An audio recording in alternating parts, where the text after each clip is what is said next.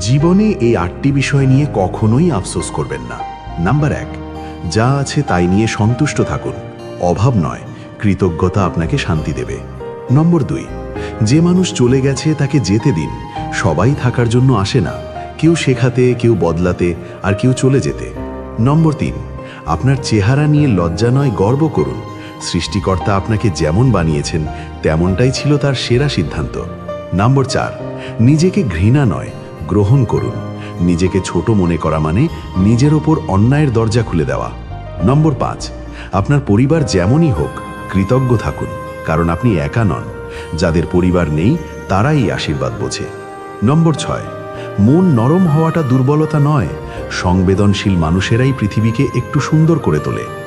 নম্বর 7, ভুল মানুষকে ভালোবেসেছেন বলে দুঃখ নয়, কৃতজ্ঞতা রাখুন, কারণ তারা আপনাকে শিক্ষা দিয়েছে, তাকে আর বিশ্বাস করা উচিত নয়।